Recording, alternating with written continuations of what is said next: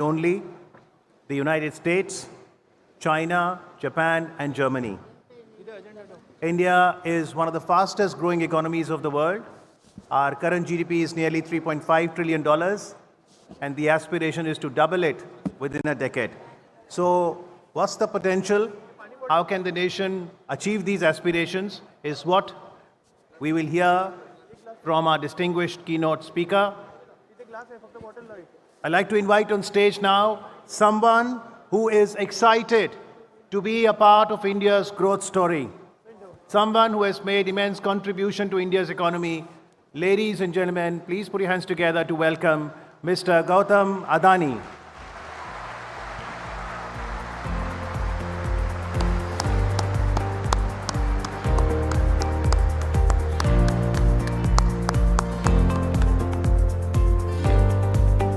Mr. Gautam Adani, founder and chairman, Adani Group, and as the tagline says, growth with goodness. Thank you very much, sir, for your gracious presence in the World Congress of Accountants.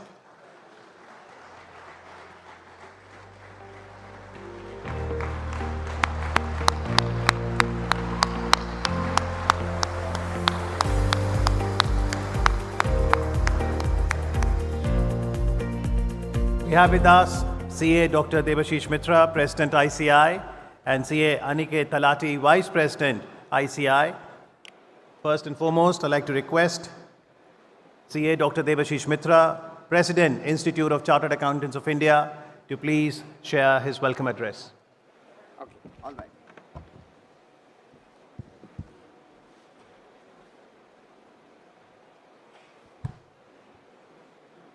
Good afternoon to all of you.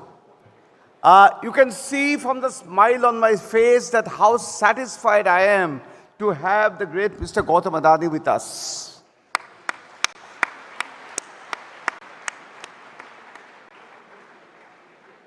And sitting next to him, the young Vice President of the Institute of Chartered Accountants of India, Aniket Talati.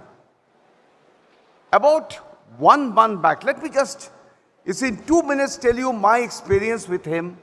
About a month back, I was invited by him to be in Ahmedabad. And there I went and met him. And the first thing that the first impression that I had of him was, here comes a man who is a bit unassuming, but extremely determined and sincere. That's the impression that I had of him. And then he said, Chartered accountants, you all guys only want to be CFOs. Why don't you aspire to be CEOs? And that is what he said.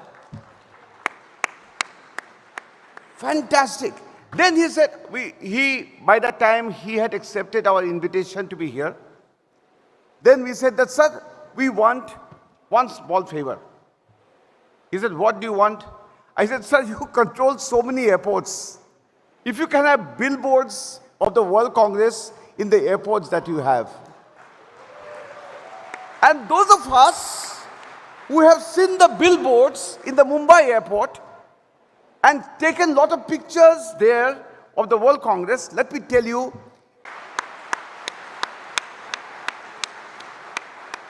his love for the Institute in this short period of time I have seen is immense.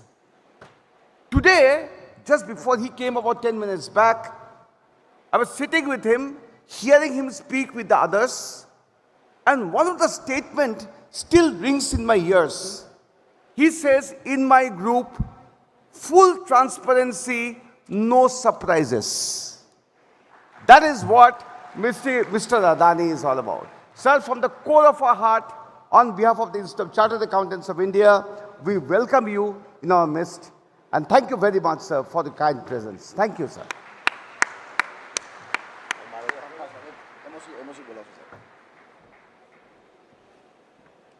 Thank you very much, CA Dr. Debashish Mitra, for your welcome address. And of course, now the moment that we all have been waiting for, let me invite Mr. Gautam Adani to deliver his keynote address.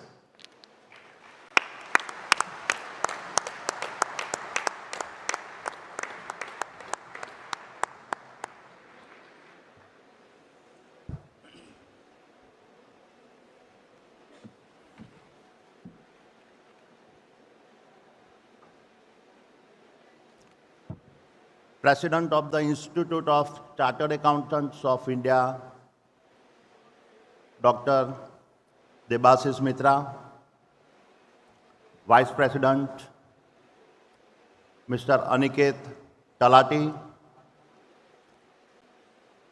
outgoing President of the International Federation of Accountants, Mr. Alan Johnson, incoming President, Ms. Asma Resmuki, members of the ICAI and IFSC, and my dear friends. I am deeply honored to have been invited to speak at the 21st World Congress of Accountants. The choice of India for the first time in the 118-year history of this event is a recognition of India's inevitable journey towards becoming an economic superpower.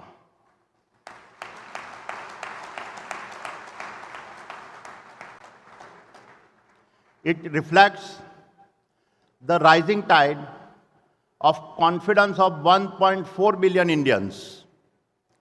It reflects the wind in the sails of the world's fastest growing economy.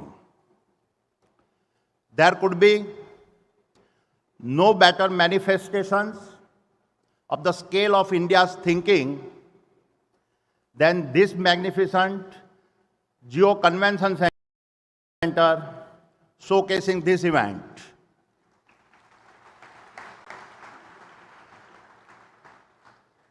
We all recognize that we are gathered here at a time of uncertainty. The intersections of the COVID pandemic, the war between Russia and Ukraine, the challenge posed by changing climate, the surging energy prices, and unprecedented accelerations in inflation have created a crisis for our global leadership.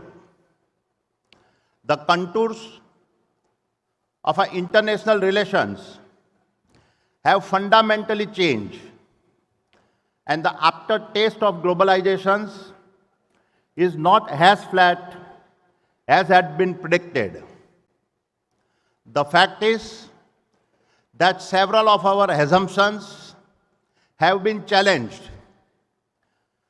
that the EU would stay together, that Russia would be forced to accept a reduced international role, that China should adopt Western democratic principles, that secular principles are universal in nature, and that a pandemic breakout would mean developed countries stepping in to help the developing world. Unfortunately, every single one of these beliefs has faltered.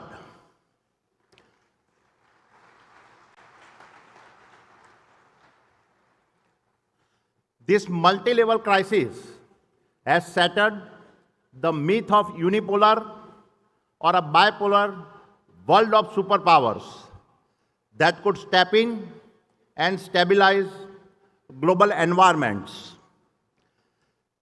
Let us take an example. Yesterday in Egypt, the curtains came down on COP27. In 1992, when the world had come together to sign the international treaty on a climate change, the principle was stated as to enable economic development to proceed in a sustainable manner. However, the contributions expected from the developed nations have failed to come about. And the struggle to balance equitable growth with a limiting global warming to 1.5 degrees Celsius has fallen far short of expectations. This is just one example of stepping into a world where every nation makes its own decisions, and it will be increasingly hard to manage by economic might and command and control structures. Therefore, in my view, in this emerging multipolar world, superpowers will need to be those that take a responsibility to step in and help others in a crisis and not bully other nations into submissions.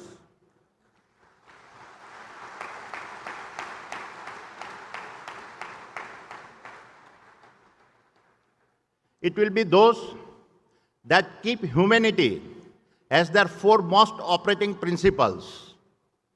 A superpower must also be a thriving democracy and yet believe that there is no one uniform style of democracy. It must be a nation willing to share its technology to enable social development, to address the universal challenges in education, healthcare, and a skill development. The style of capitalism that drives growth for the sake of growth and ignores the social fabric of a society is rightfully facing its greatest pushback ever.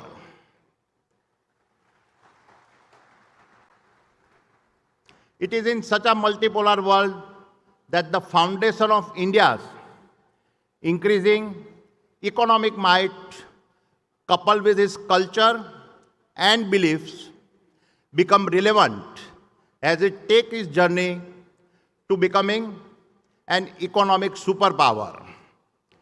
One that combines monetary growth with a vast social growth, all within the bounds of democratic society. It is in this context that I express my views. It is well documented that at the time of India's independence in 1947, the opinion was that Indian democracy would not survive. Not only did we survive, but India is now regarded as a role model for a peaceful transfer of power from one government to the next.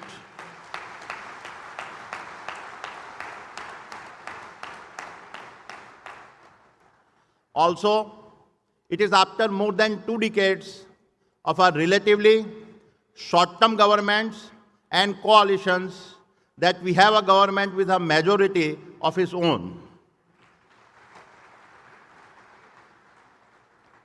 As expected, this has given our country the ability to initiate several structural reforms in the political and administrative systems and deliver public services, balancing a long-term view with a rapid executions. Let us take a look at some other enabling factors. Our democracy is now 75 years old. This is about the average lifespan of an Indian today. Within this period, India has seen a remarkable accelerations. It took us 58 years to get to our first $1 trillion of GDP, 12 years to get the next trillion, and just 5 years for the third trillion.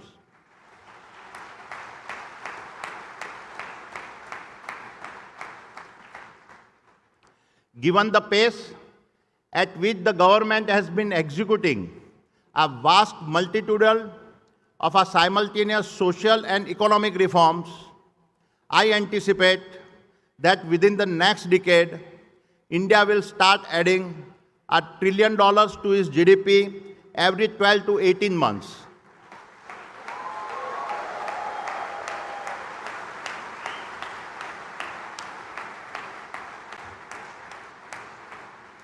And thereby putting us well on track to be a $30 trillion economy by 2050. And with our stock market capitalizations, that will be possibly exceed $45 trillion. To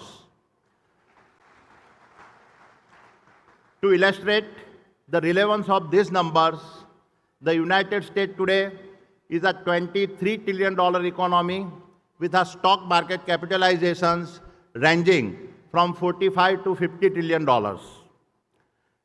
While these absolute growth numbers for India will be greater than for any other nation between today and 2050, a nominal dollar-based GDP narrative still does not paint the real potential of India.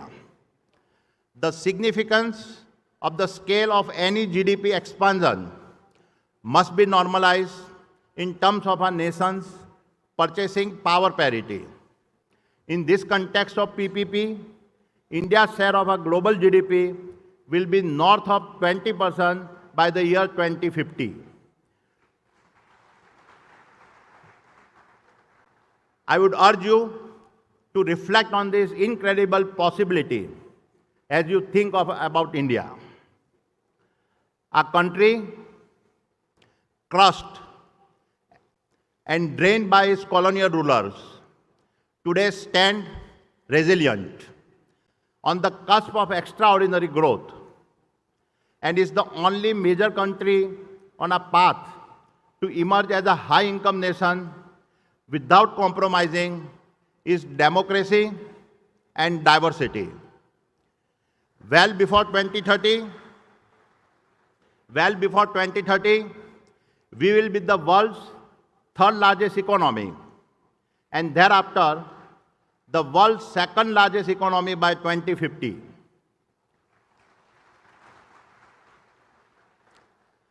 India's success story of combining economic growth and democracy has no parallel. Now let me talk about India I see in 2050 and outline a set of interconnected factors that establishes India's path forward. All of these factors will combine to make the next 3 decades the most defining period for the impact India will have on the world. The first dimension is our nation's demographic dividend, which will drive consumptions and accelerate the growth of a tax-paying society. India's median age will be just 38 years even in 2050. Over this period, till 2050, India's populations will grow by 15% to 1.6 billion, but the per capita income will accelerate by over 700% to approximate $16,000.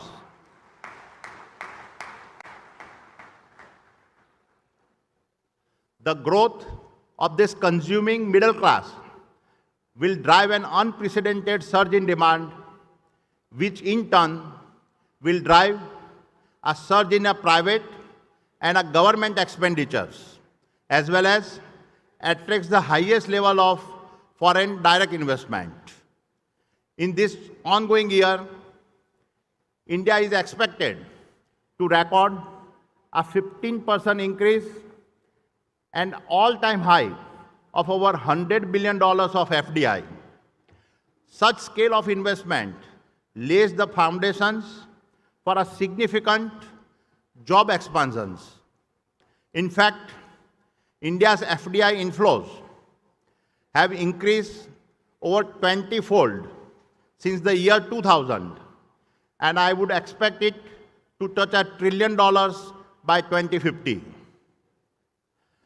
Nothing beats internal demand within a large economy to attract FDI, and there could be no better sign of the increasing global confidence in India.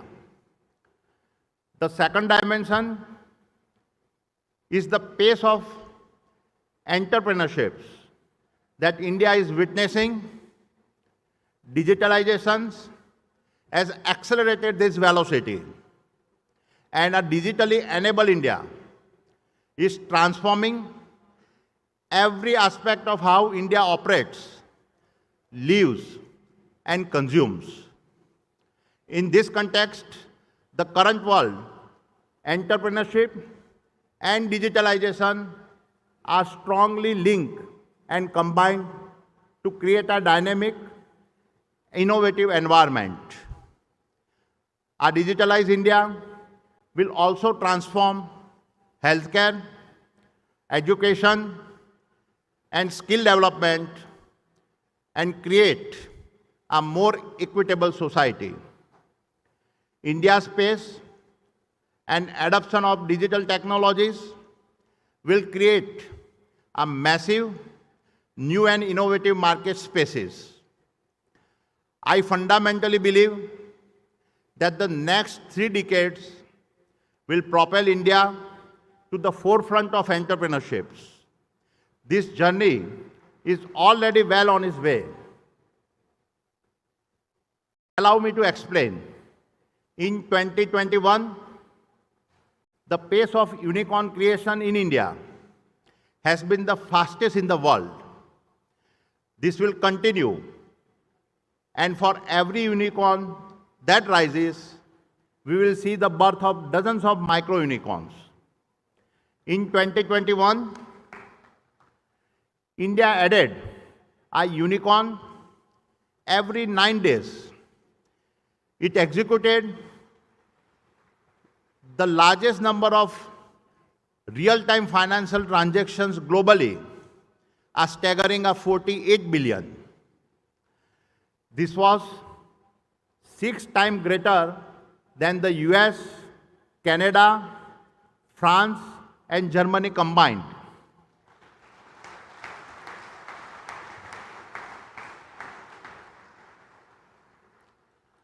All of this has laid a base for the 4th industrial revolutions, where humans and machines are all interconnected, to be then followed by the AI and Web 3.0 revolutions, where the physical and digital world start fusing. I expect that just like India's internal demand leading to a surge in FDI, the number of startups being created will lead to a surge in venture capital investments. VC funding in India first crossed $1 billion in 2015. This year, VC funding will exceed $50 billion, and this is just 50x acceleration in just 8 years. India stands as the foremost example of how a smartphone and an inexpensive data powered by aspirations can create the jobs and transform a nation. The third dimension that will prove to be a powerful transformation lever for India is in the space of our energy transitions. Energy poverty is today developing world's greatest challenge, and this gap will need to be mostly filled with a renewable energy. While India currently ranks 3rd in the renewable energy attractive index and is the world's 3rd largest energy consuming country, there is little doubt that India's energy transitions will be unparalleled as it races to meet its energy needs. By 2050, India will need 400% more units of energy than it currently consumes. While this may seem challenging, the technology advancement that we are seeing is expected to make this possible. Given the dramatic and continued drop in the cost of renewable energy, especially solar power, the marginal cost of green power is headed to zero. The ability of this zero-cost electron to economically split a water molecule and create 100% green hydrogen in the future is now certain.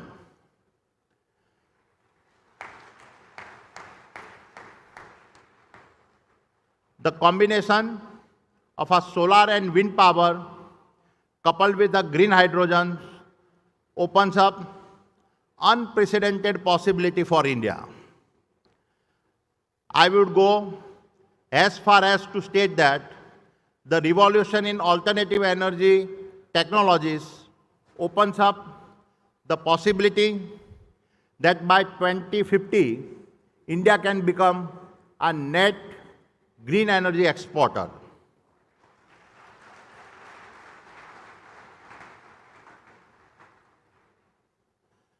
This will also enable decentralized power generations required to accelerate the micro-sizing of any process.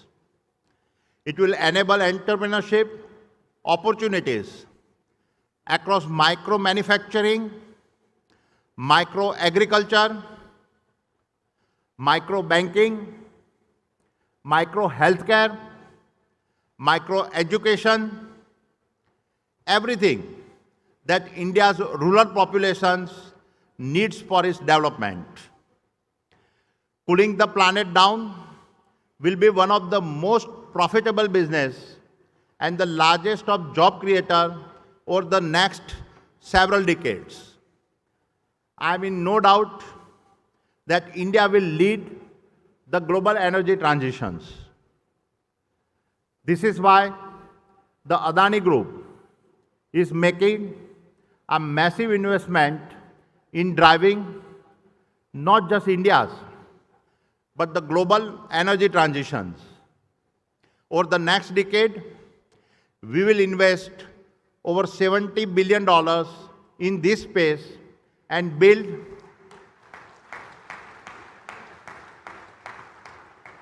the world's most integrated renewable energy value chain. There can be no greater sign of my confidence in the India's growth story. Along with my optimisms, I do recognize that lot still needs to be done as the economy grows. What we cannot afford to do is fall into the classic two-speed nation trap where the top half of the society grows prosperous and the bottom half remains poor.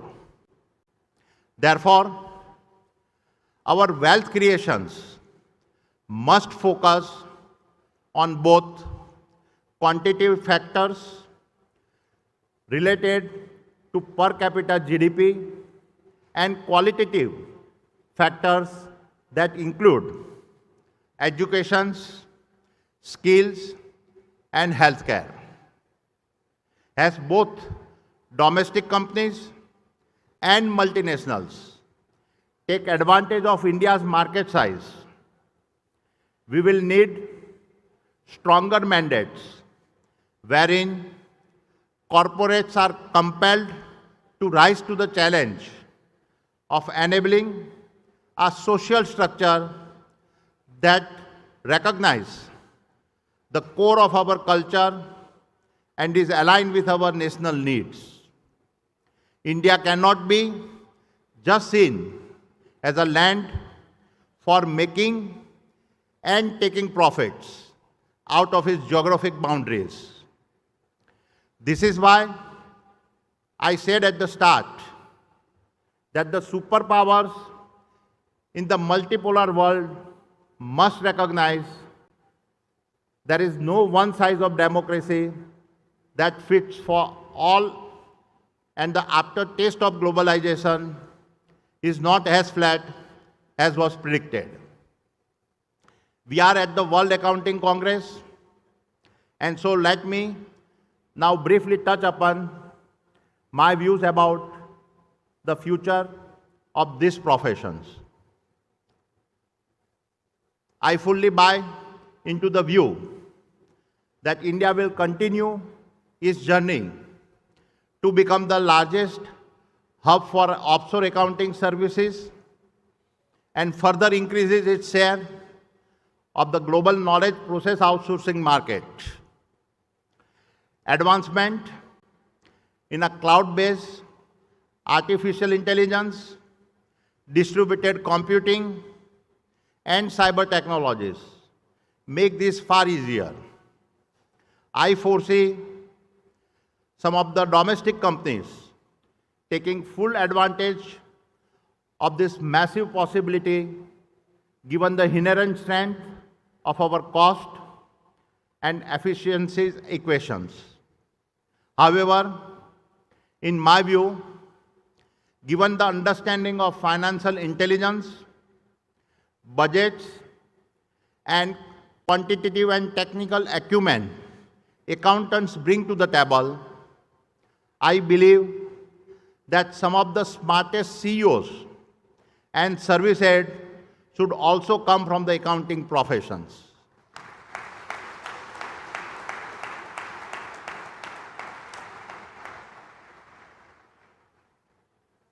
This is what I would ask accounting professionals to aspire and inspire the younger generation of accountants that follows you.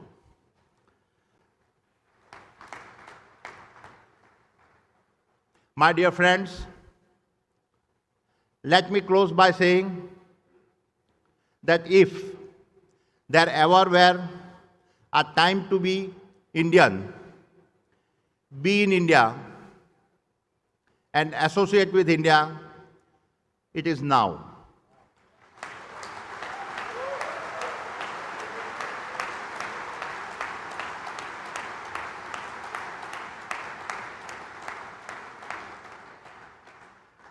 The foundation to build a new resilient India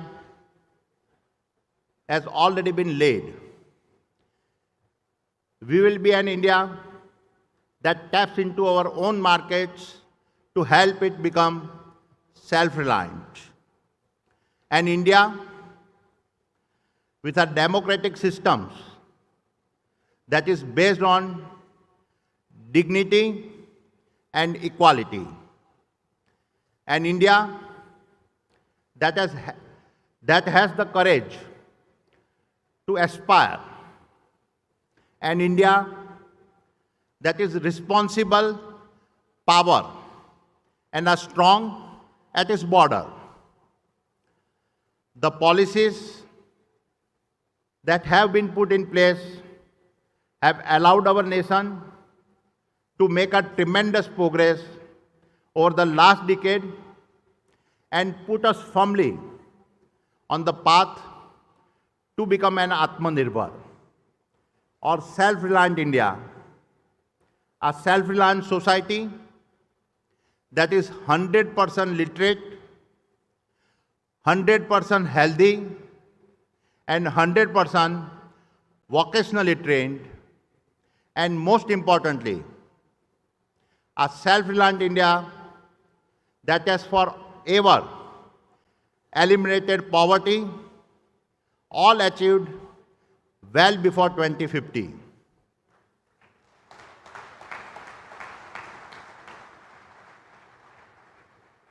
This is what being a superpower should be all about. I hope you share my bullishness about India. Thank you and Jai Hind.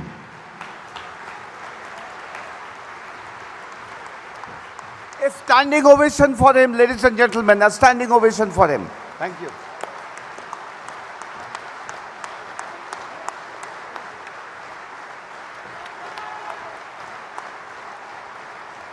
Louder, please. If there ever was a time to be Indian, to be in India, to be associated with India, it is now. Thank you, Gautam Bhai. What a phenomenal address. What a phenomenal address.